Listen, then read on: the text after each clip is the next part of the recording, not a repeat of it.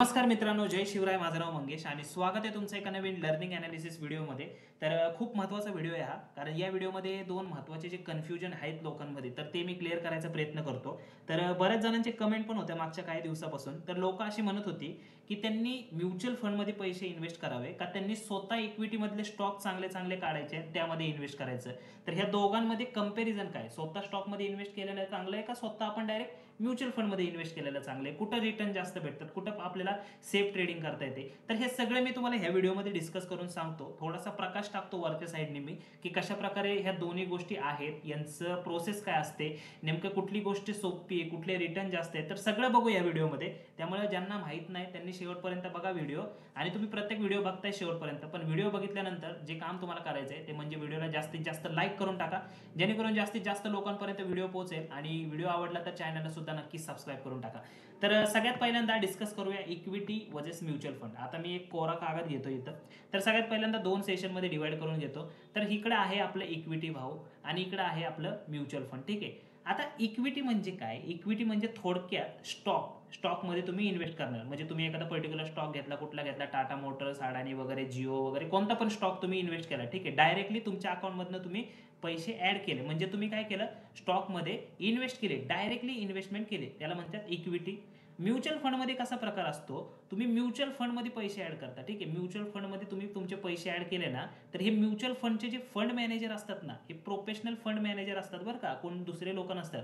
हे जे professional fund manager काय करतात, तुमचे पैसे जे आहेत ना त्यांच्या हिशोबाने स्टॉकमध्ये इन्व्हेस्ट करतात. मग ते दुसरे टाटा, अडानी किंवा जिओ कोणत्या पण स्टॉकमध्ये. आता दोन्हीमध्ये तुम्हाला एक डिफरन्स कळला की इक्विटीमध्ये काय असते की तुम्ही स्वतः स्वतः मालक, तुम्ही स्टॉकमध्ये इन्व्हेस्ट करू शकता. आणि म्युच्युअल फंडमध्ये काय असते की तुम्ही तुमचे पैसे एका दुसऱ्या व्यक्तीला देता, म्हणजे म्युच्युअल फंड मॅनेजर, म्हणजे म्युच्युअल फंडमध्ये इन्व्हेस्ट करतो आणि तो त्याच्या हिशोबाने, कारण तो प्रोफेशनल फंड मॅनेजर असतो, त्याच्या हिशोबाने त्याचे पैसे इक्विटीमध्ये, म्हणजे आपले पैसे इक्विटीमध्ये किंवा एखाद्या कुठल्या पण बॉन्ड कमोडिटीमध्ये तो यूज करू शकतो, जेणेकरून तो जो रिटर्न भेटतील ते रिटर्न तुम्हाला म्युच्युअल फंडद्वारे भेटतील. आणि इथं काय होतं, डायरेक्ट तुम्हीच इन्व्हेस्ट करता, त्यामुळे ते डायरेक्टली जे रिटर्न असतील तुम्हाला, जे काय स्टॉप लॉस असेल किंवा लॉस असेल किंवा प्रॉफिट असेल ते तुम्हाला भेटेल. आता इक्विटी वर्सेस म्युच्युअल फंड याचे ना ऍडव्हान्टेज आणि डिसएडव्हान्टेज आपण डिस्कस करू.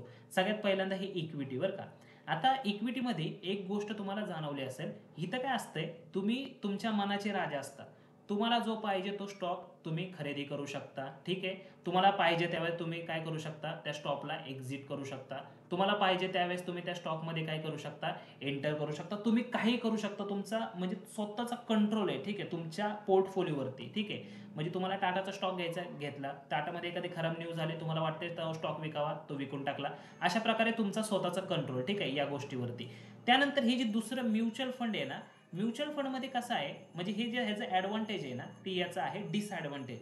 म्हणजे इथं काय विषय असतो की तुमचा स्टॉक तुम्ही नाही घेऊ शकत. म्युच्युअल फंडचा जो प्रोफेशनल फंड मॅनेजर आहे ना, ते तुमचे स्टॉक हँडल करत असतात. त्यामुळे तुमचा कंट्रोलच नसतो काय.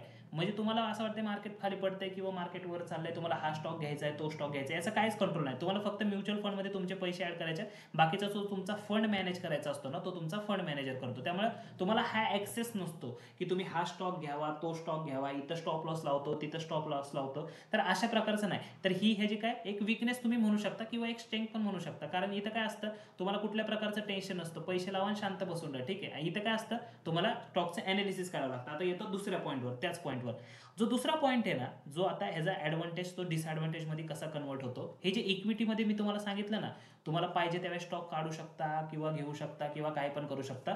तर याच्यासाठी सगळ्यात पहिली जी गोष्ट आहे ना, तुम्हाला द्यावा लागतो टाइम. टाइम म्हणजे काय, तुम्ही डायरेक्ट झोपेतनं उठून कुठला पण स्टॉक घेतलाय तो वर गेला असं होईल का, नाही. तुम्हाला काय करावं लागेल, टाइम द्यावा लागेल. दुसरी गोष्ट म्हणजे त्या स्टॉकचं अनालिसिस करावं लागेल.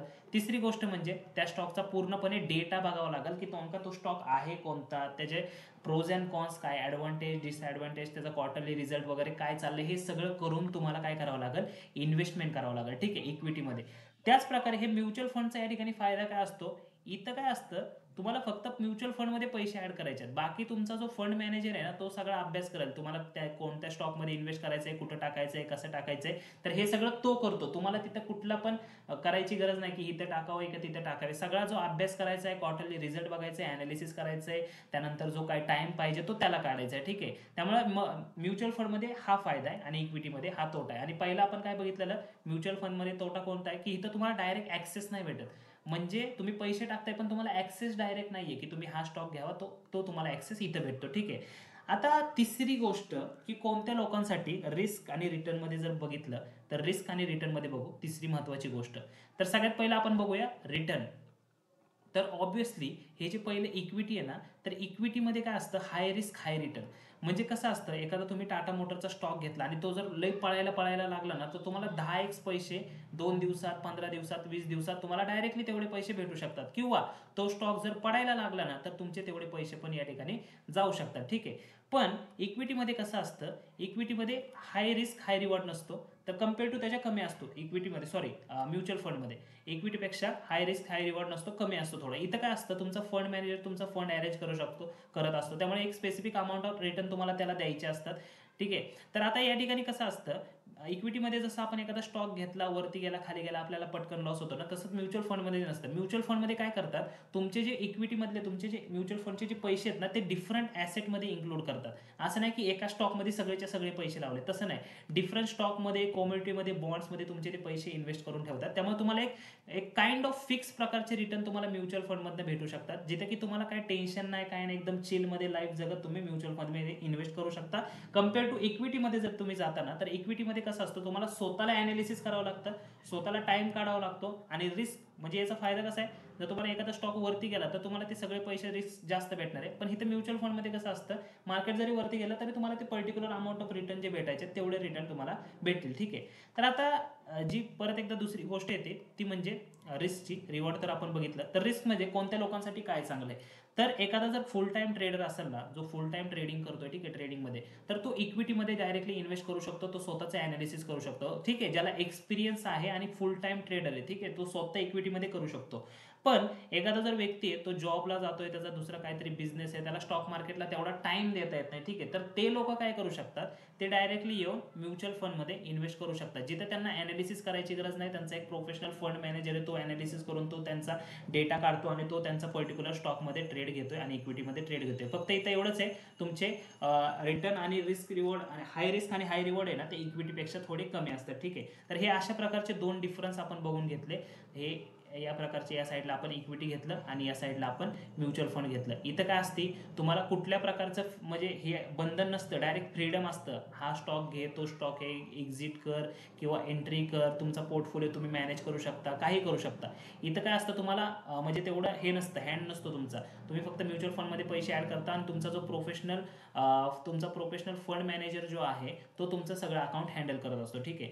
इथं काय डिसएडव्हान्टेज आहे की इथं हाय रिस्क असतं आणि हाय रिवॉर्ड आहे. आता हाय रिस्क हाय रिवॉर्ड एक डिसएडव्हान्टेज आणि ॲडव्हान्टेज पण म्हणू शकतो. पण इथं काय आहे, या ठिकाणी तुमचं रिस्क रिवॉर्ड जे आहे ना, इक्विटीपेक्षा थोडंसं कमी आहे, म्हणजे ठीक आहे. आणि त्यानंतर तिसरी एक महत्त्वाची गोष्ट, इथं तुम्हाला एक ना टाइम द्यावा लागतो, स्वतःचं अनालिसिस करावं लागतं स्वतःचं. आणि त्याच प्रकारे जर तुम्ही या ठिकाणी बघितलं ना, तर तुम्हाला टाइम अनालिसिस द्यायची काही गरज नाही आहे. तुम्ही फक्त म्युच्युअल फंडमध्ये तुमचे प्रोफेशनल जे काही पर्टिक्युलर पैसे ॲड करू शकतात आणि जो तुमचा फंड मॅनेज करतो तो तुमचा प्रोफेशनल फंड मॅनेजर तुमचा फंड सगळा मॅनेज करतो. तुम्हाला स्वतःला टाइम द्यायची काही गरज नाही. तर हे प्रोज अँड कॉन्स आहेत. त्यामुळे ज्या ज्या लोकांना इक्विटीमध्ये स्टॉकमध्ये इन्व्हेस्ट करायचं त्यांना एक तर टाइम अनालिसिस सगळं करावं लागेल. ठीक आहे, त्याचे रिटर्न जास्त आहेत, रिवॉर्ड पण जास्त आहेत, त्याचबरोबर तुम्हाला स्वतःचा ॲक्सेस मिळतो, तुम्ही तुमचा पोर्टफोलिओ बघू शकता, एक्झिट एंट्री सगळं करू शकता.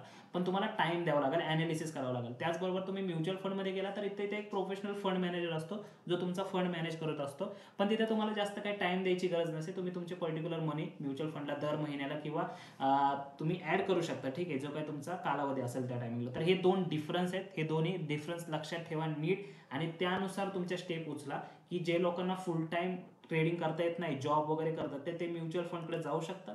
पण ज्या लोकांना फुल टाइम देत आहे, ते प्रोफेशनली ट्रेडिंगच करतात, 3-4 वर्ष झालं ट्रेडिंग करतात, तर ते इक्विटीमध्ये थोडी थोडी त्यांची इन्व्हेस्टमेंट करू शकतात. तर अशा प्रकारे हे दोन्ही डिफरन्स आपण समजून घेतले. आय होप की तुम्हाला समजले असतील.